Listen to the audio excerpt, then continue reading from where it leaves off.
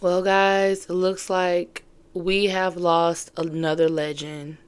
Rest in paradise to Angie Stone. Let's get into it. Hey guys, welcome back to Girl Uncensored. It's your girl Cece, the pop culture girl. Ooh, I'm sad as hell, y'all. Please like and subscribe to the channel. So go ahead and hit that like and subscribe button. If you are new here, welcome back to the Negro Shenanigans. And if you are returning, welcome back to the Negro Shenanigans. We are a growing channel over here. It's because I'm growing, and so are you. So be sure to hit that like and subscribe button and show your girl some support. This video is not going to be very long, but it's a sad video, you guys. We lost the legend, Angie Stone. Oh my goodness. Oh my lord. She died yesterday. And I'm sad because one, it's another legend. It's just sad how she died, that she died. She died into a car accident.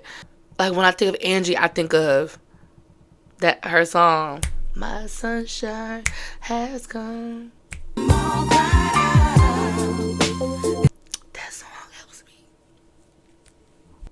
I should edit this part out, but no. You guys need to see.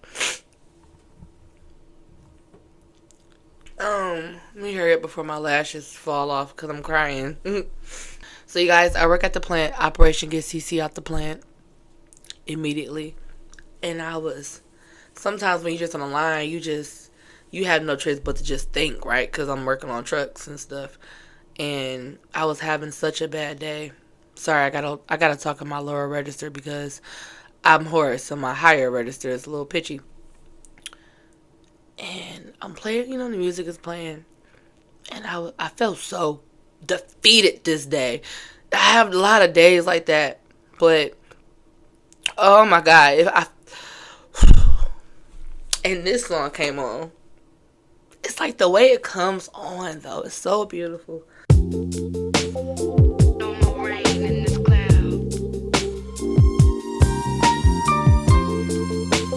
My sunshine has come, and I'm all cried out. There's no more rain in this cloud.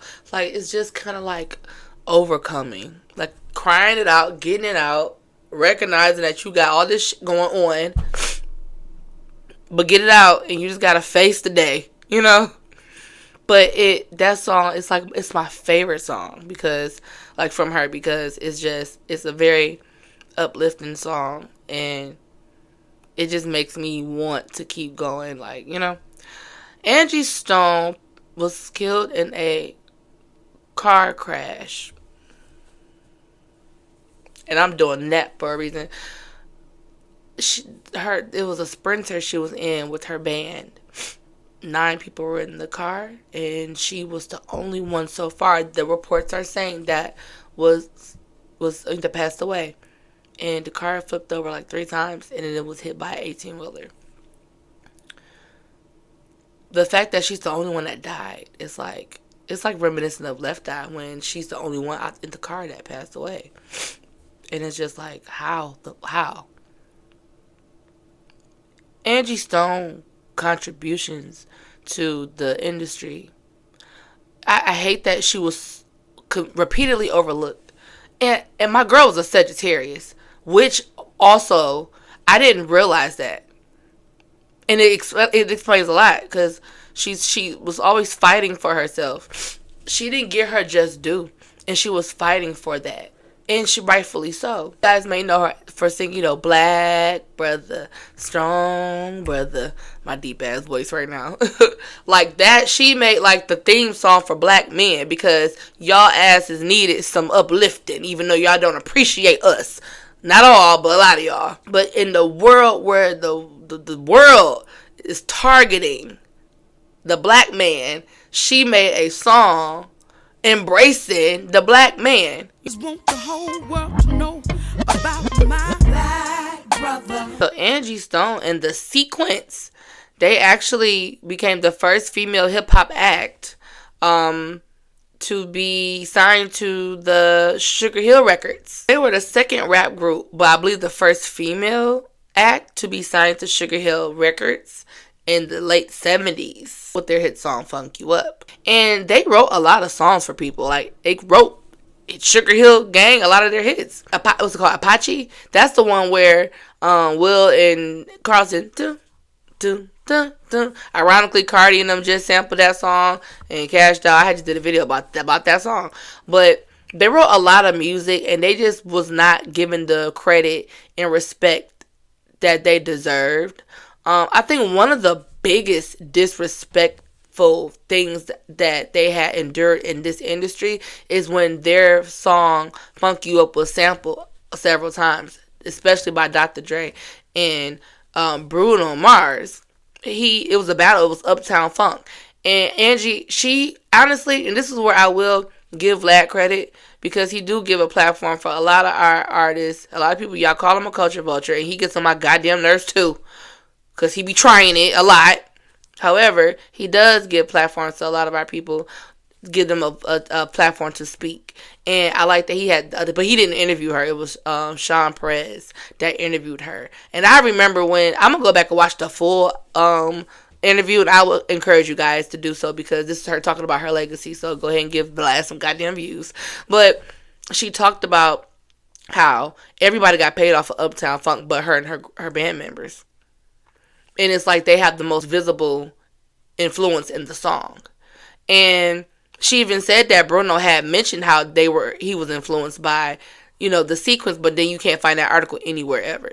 And it's just sad how the industry just treat people. And it's like you will just give so much and contribute to so much, and they don't want to pay you what you're worth, and they don't want to pay you what they owe you. And the fact that they had to fight, and they didn't get no money from Uptown Funk. As a matter of fact, Bruno Mars, since they say that you be appropriating the culture all the goddamn time, I didn't say that, but the streets say it. You need to make this right. And I need everybody to make this right. It's a little too late for her to get her respect while she's alive. However, y'all need to go ahead and pay that lady and her family what's owed to her and her band members. And now she got kids and she got grandkids, who I'm pretty sure that she was like the main force, like the main breadwinner. Y'all need to make this right. What makes it even more unfortunate is she went live in December, and she alluded to she was hospitalized, and she said that they put something in her needle that caused a bacteria infection in her blood, like in her bloodstream. Like, she almost died. It's being said that she's being targeted from the elite, the higher up. She went live, and the caption of her video said, "I've just discovered something that's been hidden in the dark for too long. My publishing was stolen. And guess what? I know exactly who did it. But don't get it twisted, I'm coming for you. All the dogs who thought they could take what's mine, trust, I'm ready." It's like Jamie Foxx said, what had happened was, well, now it's my turn to share my testimony. It's a new chapter, and you can bet the truth is coming to light. Stay tuned. Is it a coincidence that whatever she discovered and her making that threat pretty much to expose who's been stealing from her and other artists, then she dies? And then she's the only one. Now, if you want to argue, like, well, how can someone... Listen, it's some evil shit going on in the industry. And ain't no telling what type of curse or what. You just never know, honestly. You just don't. The fact that she had to fight... I remember her... I saw some of the live... A lot of the live, actually. Most of it. But I remember her saying, like, she should have been retired by now. The way they use these artists, and the artists end up dying broke. And then when you want to expose them, then your life is cut short. Everybody that's about to expose somebody, all their life get cut short. Which makes me think that maybe you should just say it and just not even let them know that you're coming. Just say what it is so we know who did what. I'll Be Sure did a dedication post to Angie Stone, and it actually pissed me off. I ain't gonna hold you up. Like, I'll Be Sure is actually pissing me off. He's another one. Not disrespecting Angie, but what I was saying is, I think if you have something to say or to expose, I think you guys have to stop telling that you're going to. Because look what happens when you're trying to. Or say that you're about to. You get silenced. Then if you get silenced, we're never going to know who did what. Not only did he expose the fact that she basically needed an organ donor. She was on a donors list for several years. I think, was it for a kidney? Some transplant. Why are you telling us her business? And two, what pissed me off is, in the caption, he's giving us an insight of a conversation they had, whether it was via text or email, it was one or something. And I just feel like he made it about him, because it's kind of like her praising him for pretty much, being brave and going through what he's going through. And it was kind of like throwing shade at, like, the situation with Diddy, and saying that Kim is, it's pretty much his guardian angel. And, like, it's a line in here that says, I've been praying hard for you ever since all this foolishness you've been saying for years finally been exposed, and he is going down. I didn't realize just how much craziness you had actually going through, and it's so unfortunate. And it's just like, Al, this is not the time to show us that you have support from other people when it comes down to Diddy. This is not the time, because you are the main one that just needs to just shut the fuck up. You just do. Either tell what you gotta say about Diddy and what you know, or shut up. No shade. Because your ass, you gonna mess around and be next. Because they already tried to get you out before. It's like, say what you gotta say, or shut up.